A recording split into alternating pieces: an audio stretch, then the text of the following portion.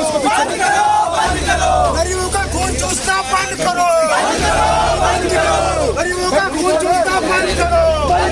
के आगे बीन बजाए भैंस खड़ी पकड़ाए। इतने आंदोलन, इतना प्रोटेस्ट हो रहा है, सरकार के कानों में जू भी नहीं रह रही है। ये सरकार इस महंगाई को महंगाई समझी नहीं रही है। ये सरकार इस समय, जिस समय इनको जनता से माफी मांगनी चाहिए थी कोरोना मिसमैनेजमेंट के लिए, जो महंगाई की इन्फ्लेशन की दर इतनी ऊपर, उसके लिए उस जगह पर ये बेशर्म सरकार जन आशीर्वाद यात्रा निकाल ली है। 110 रुपए जब ये बढ़ते थे तो ये रोड पर आकर के नाच करते थे, चूड़ियां भेजते थे। आज 1020 रुपए तक सिलेंडर पहुंच चुका है। देश की हालत आज इस तरह हो गई है कि आज हम अपने छोटे छोटे पड़ोसी देशों से भी बहुत पीछे चले गए हैं। लेकिन सरकार अभी सोई हुई है, न तो ये गरीब के दर्द को समझ रही है, न लोगों के ये दर्द को समझ पा रही है। ये लोगों की रसोई से खाना छीनने का काम कर रही है।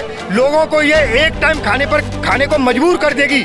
स्मृति ईरानी से कहेंगे जो अपने आप को विपक्ष में, आप अपने जो आपके दो मुँहे चेहरे हैं, आज वो जनता के सामने हैं। लगातार आप विपक्ष में रहकर अपने आप को कहते थे कि हम जनप्रतिनिधि हैं, हम जनता की आवाज को उठाते हैं, लेकिन सत्ता में आते ही उनका चेहरा बदल गया, उनकी जबान बदल गई। आज लगातार 100 रुपए से अधिक पेट्रोल और डीजल महंगा हो गया है, 1000 रुपए से अधिक सिलेंडर हो गया है। वो उस समय चूड़ियां दिखाती थी, उस समय सड़कों पर उतरकर प्रदर्शन करती थी, आज कहां है? मैं कहना चाहता हूं कि स्मृति ईरानी जी, पहले आप जनता की प्रतिनिधि हैं, जनता की आवाज से आवाज मिलाइए। ये वही जनता है, जब जिताना जानती है तो हराना भी जानती है।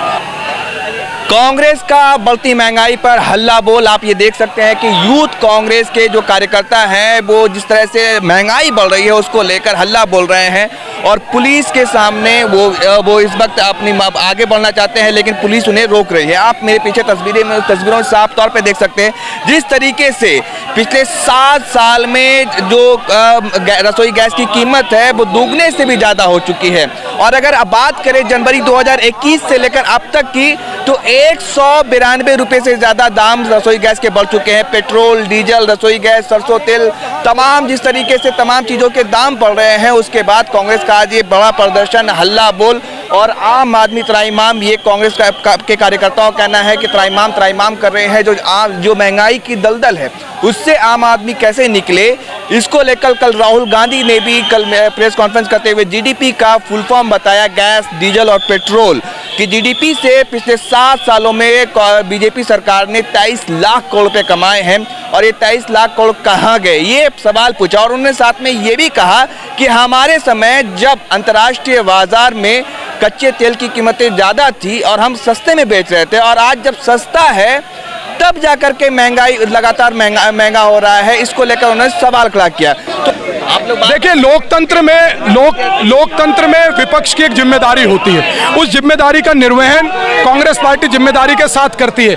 हमारा लोकतंत्र में हमारी ये जिम्मेदारी बनती है कि सरकार के जनविरोधी फैसलों का विरोध करें, जनता की आवाज से आवाज मिलाएं और लोगों की भावनाओं के साथ खड़े रहें। तो वही जिम्मेदारी आज हम निभा रहे हैं। जनता तक हमारी आवाज है। ये देश की जनता आज जिस तरीके से सड़कों पर उतरकर विरोध प्रदर्शन कर रही है, ये उस बात का संकेत है कि आज जनता जो है बीजेपी के विरोध में और उसके फैसलों के विरोध में खड़ी है। ज्यादा हो चुका है दाम, लेकिन आप लोग उसको मुद्दा नहीं बना पाते। किसका?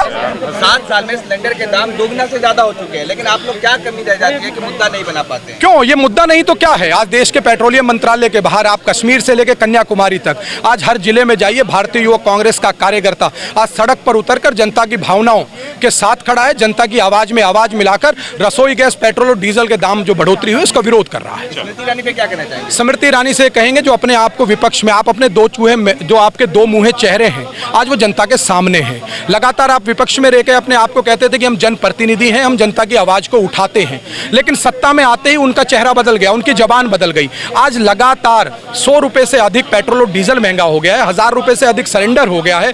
वो उस समय चूड़ियां दिखाती थी, उस समय सड़कों पर उतरकर प्रदर्शन करती थी, आज कहां है? मैं कहना चाहता हूं कि स्मृति ईरानी जी, पहले आप जनता की प्रतिनिधि हैं, जनता की आवाज से आवाज मिलाइए। ये वही जनता है, जब जिताना जानती है तो हराना भी जानती है। आज वो मूक दर्शक बने हुए हैं। आज महिलाओं पे अपराध होता है, आज पेट्रोल डीजल के दाम बढ़ते हैं, आज आम महिला का अपनी रसोई गैस का चूल्हा चलाना मुश्किल हो गया है। लेकिन इसके बावजूद महिला बाल विकास मंत्री होने के बाद भी स्मृति ईरानी का मुंह नहीं खिलता है। तो देश की जनता देख रही है कि ये उनके दो मुँहे चेहरे हैं, ये इनकी दोगली राजनीति है। आने वाले समय में जनता वोट की चोट से इसका जवाब देगी। वित्त मंत्री निर्मला सीतारमण तो कह रही है कि आप लोग कांग्रेस की वजह से हुआ है। देखिए, निर्मला सीतारमण का मानसिक संतुलन पता नहीं किस स्थिति में है वो, लगातार किसी भी फैसले के लिए कांग्रेस को दोषी ठहराते हैं। आप देश की संपत्तियों को बेच रहे हैं, लगातार आम जो है जनमानस की जो चीज़ें हैं, आम मूलभूत चीज़ें, उनका रेट आप लगातार बढ़ा रहे हैं और उसको दोष देते हैं। पिछले 7 साल में स्मृति ईरानी जी सत्ता में आप हैं, विपक्ष नहीं।